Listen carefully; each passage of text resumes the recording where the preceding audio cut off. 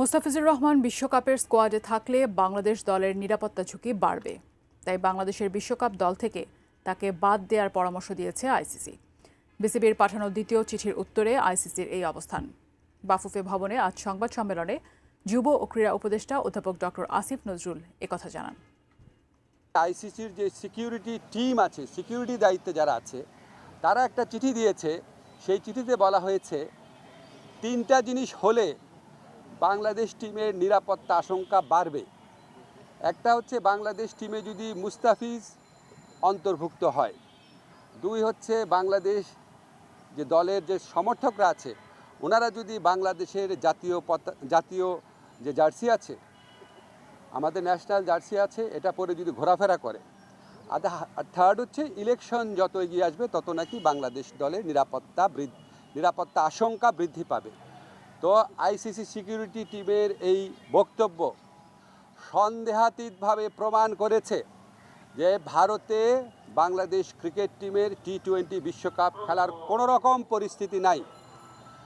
ICC যদি আশা করে আমরা আমাদের শ্রেষ্ঠ বোলারকে বাদ দিয়ে আমরা ক্রিকেট টিম করব, আমাদের যারা সমর্থক আছে তারা বাংলাদেশের জার্সি পরতে পারবে না, আর আমরা ক্রিকেট খেলার জন্য বাংলাদেশের নির্বাচন পিছিয়ে দিব, তো এর চেয়ে উদ্ভট, অবাস্তব, অযৌক্তিক কোনো প্রত্যাশা হতে পারে না।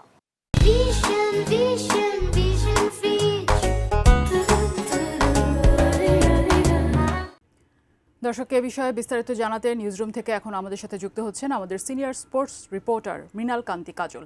কাজল, বাংলাদেশের বিশ্বকাপ দল থেকে মোস্তাফিজুর রহমানকে বাদ দেওয়ার পরামর্শ যে দিয়েছে আইসিসি, এ ব্যাপারে বিস্তারিত আর কি তথ্য আছে আপনার কাছে?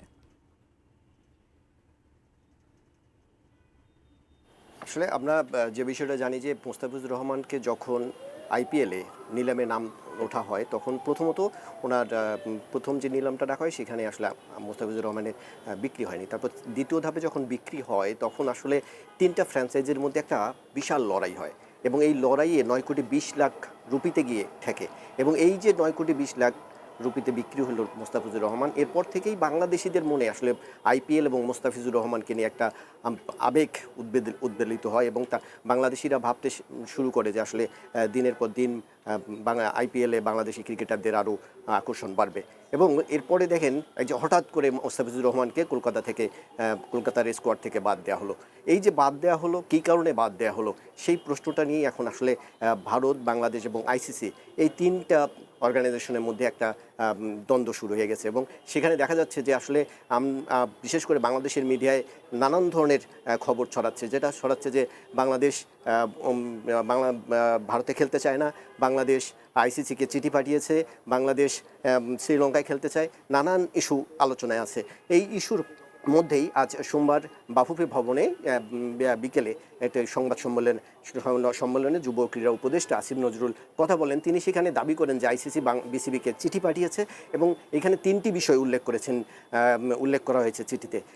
তিনি বলেছেন যে আসলে মোস্তাফিজুর রহমান যদি স্কোয়াডে থাকেন এবং যেই সমর্থকরা বাংলাদেশের জার্সি পরে বিশ্বকাপের খেলা দেখতে যাবেন এবং এই বাংলাদেশ দল যেই মাঠে খেলবেন সেই মাঠে আসলে একটা নিরাপত্তার ঝুঁকি থাকবে এবং এই ঝুঁকি বিবেচনায় নিতে বলেছে বাংলাদেশ ক্রিকেট বোর্ডকে। এবং যুব ক্রীড়া উপদেষ্টা দাবি করে বলেছেন যে আসলে আইসিসি বলেছে মোস্তাফিজুর রহমানকে বাদ দিয়ে বিশ্বকাপের স্কোয়াড যেন দেয় বাংলাদেশ ক্রিকেট বোর্ড। তবে এই কথার পরেই আবারও সামাজিক যোগাযোগ মাধ্যম এবং বাংলাদেশের মিডিয়ায় একটা উত্তপ্ত অবস্থা তৈরি হয় এবং ভারতের বা বিসিসিআইয়ের বিরুদ্ধে নানান ধরনের আলোচনা শুরু হয় সামাজিক যোগাযোগ মাধ্যমে। এর মধ্যে থেকেই হঠাৎ করে আজ রাতেই বাংলাদেশ ক্রিকেট বোর্ড একটি সংবাদ বিজ্ঞপ্তি পাঠায় এবং সেই সংবাদ বিজ্ঞপ্তিতে বলা হয় যে আসলে আইসিসি এখনও বাংলাদেশ ক্রিকেট বোর্ডকে কোনো আনুষ্ঠানিক চিঠি দেয়নি এবং যেটি তারা বলেছে সেটি আসলে একটা বড় বৈশ্বিক টুর্নামেন্টের আগে দুই দেশের মধ্যে এবং একটি বাংলাদেশ ক্রিকেট বোর্ড যেমন একটা অর্গানাইজেশন, আইসিসি একটা বৈশ্বিক অর্গানাইজেশন, এই দুই অর্গানাইজেশনের মধ্যে নিরাপত্তা বিষয় নিয়ে একটা আলোচনা হয় এবং এই আলোচনাগুলো আসলে সবসময় হয়ে থাকে। এটা ফিফাতে হয়ে থাকে, বিভিন্ন অলিম্পিকে হয়ে থাকে, আইসিসি এবং এশিয়া কাপের যে টুর্নামেন্টগুলো হয় সেখানেও হয়ে থাকে।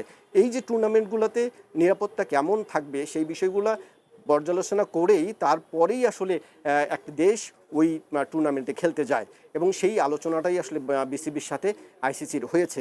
এই বিষয়টি বাংলাদেশ ক্রিকেট বোর্ড উল্লেখ করে বলেছে এবং এটি বলেছে যে যুব ক্রীড়া উপদেষ্টা আজকে যা বলেছেন সেটি নিতান্তই আসলে ওনার ব্যক্তিগত মতামত এবং আমরা বাংলাদেশ ক্রিকেট বোর্ড এবং আইসিসি দুই দেশ অর্গানাইজেশনের মধ্যে একটা যোগাযোগ হয়েছে যেখানে বাংলাদেশের নিরাপত্তা ব্যবস্থা কেমন থাকবে ভারতে এবং বাংলাদেশের নিরাপত্তা ব্যবস্থা কতটুকু নিরাপদে গ্রহণ করা হবে সেই বিষয়টি জানতে চেয়েছে বাংলাদেশ ক্রিকেট বোর্ড।